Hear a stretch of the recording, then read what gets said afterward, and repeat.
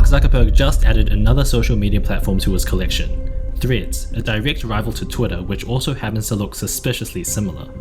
In just 7 hours, it's already gained over 10 million users. What was Meta's strategy here, and is Threads a legitimate contender to take over Twitter and knock out Elon Musk's $44 billion investment in one copy-paste right before they get in the ring? Or is it all just hype because it's a shiny new toy that's going to fizzle out over time? Let's find out.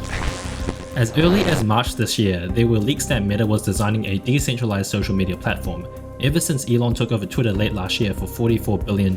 And since then, there has been various controversies surrounding the platform, such as the recent push against Twitter Premium being $8 a month to get a blue tick, to limiting the number of tweets a user can see per day to 500 unless you're a premium user, as well as now requiring users to sign in order to see any tweets, which has actually since been lifted and only lasted a few days. These events happened only days before Threads was released, perhaps intentionally, as they saw the perfect timing to enter the market with users on Twitter already riled up and angry, only adding to the potential momentum for Meta. So what else makes Threads such a scary competitor for Twitter? Let's start off with one huge advantage off the bat. Meta is no stranger to competing with competitors in their own game and coming out on top. Facebook, their original product, took over the social media landscape years ago over MySpace despite coming later down the line, so it would seem Zuckerberg is no stranger to identifying when there's an angle for new competition. For whatever reason, I feel like Twitter has not lived up to what I would have thought its full potential should be. Now that it's backed with an already massive user base, it's even easier for Zuckerberg to transfer users from its popular Instagram app with over 2 billion users over to Threads, which gives a massive inherent advantage going forward, since one of the hardest aspects about any social media to thrive is an active user base to build that momentum. If just 10% of Instagram users convert to Threads, it will already match Twitter's current user base of 200 million.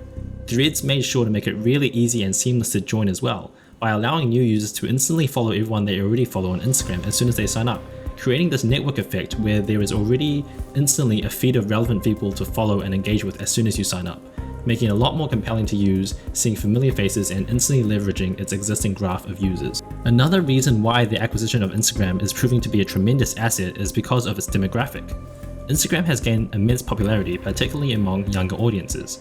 By tapping into Instagram's reputation and user base, Threads can capitalize on the existing popularity and loyalty of this demographic, rather than, for example, affiliating it with Facebook, which is generally known for having a more mature and boomer audience.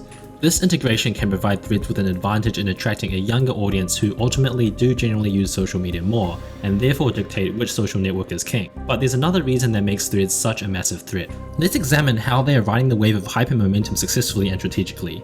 The nature of something brand new naturally has users excited to find a platform that is fresh, and everyone's starting from zero again. Almost like the innocent early days of the internet. People are excited to post new content and figure out how the algorithm works, as well as just generally creating incentive to post, as there's an air of novelty and curiosity on such a new platform that already has such big names in the field already. This is further compounded by Twitter having faced numerous controversies and has developed a reputation for being a hotbed of drama and toxicity, as well as hate speech, which has only been more in the news since Elon's takeover. Threads, being a newcomer, can position itself as a platform free from such negative associations. Mark himself mentioned that he wishes the platform will be one of positivity, likely meaning the algorithm is actually influenced in a way to favor messages with a positive sentiment and adding extra weight to them, in a weird way of essentially censoring the negativity which Elon had no problem sending back about. But ultimately, which one do you think users would prefer? But either way, by cultivating a positive and inclusive environment, Threads can attract users seeking a fresh start and a more pleasant social media experience. Thirdly, in terms of the app itself, due to age, Twitter naturally carries a certain amount of baggage in its application. Its cluttered interface and complicated user experience have left many users longing for a clean and intuitive alternative. Threads has the opportunity to capitalize on this dissatisfaction by offering a streamlined and visually appealing user interface, providing a fresh and inviting platform for users to engage with.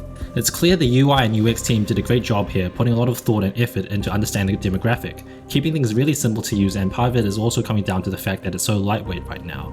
There is no For You page or trends to follow, it's all just one massive feed which, although is a bit of a negative at the same time, actually does keep things as simple as possible so users who may not have used Twitter can understand the basics of how it all works. So you might be asking the question, how did Threads know how to do everything so right?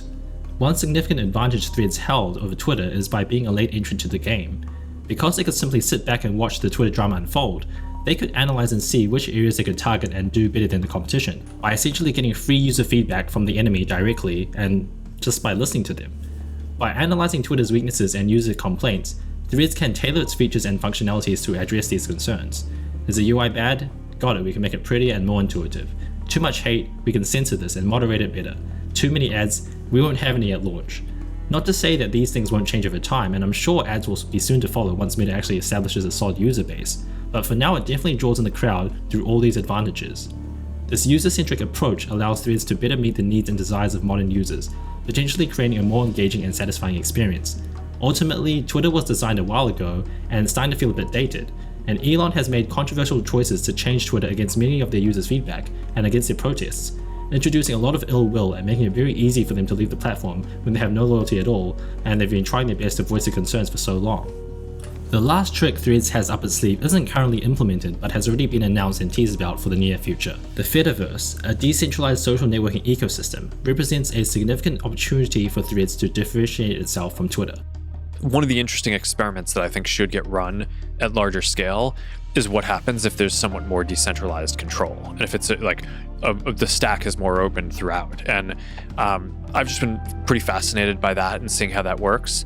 For those who don't know about it, imagine social media platforms as different houses, each with its own rules and communities.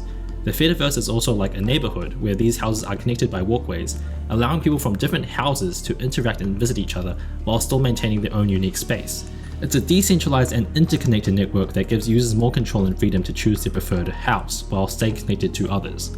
Although it may not be huge right now, by integrating with the Fediverse and leveraging the power of federated protocols, Threads can now tap into an even more diverse and interconnected network of users and communities, even more than their initial release focusing on their Instagram users.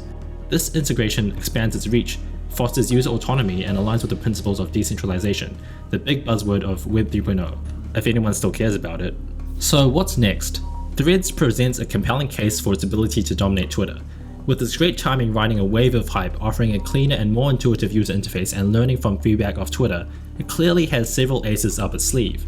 But that's not to say it's perfect. At its release, it's still clearly lacking many features such as tags, DMs, and separate feeds, so the question is how the app grows over time, and will it just end up being cluttered and messy anyway? The good news is more competition means it forces both companies to play their hands and focus on different ways to keep users engaged.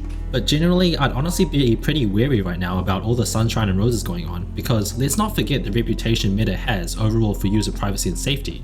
It's not actually, that good. And the fact that if it does take over, Meta will have such a large monopoly in social media space, with WhatsApp, Facebook, Instagram, and now Threads. Don't be fooled by how clean and simple everything is right now, because if we look at how Instagram was even 5 years ago today, we can clearly see that the good days may not last forever.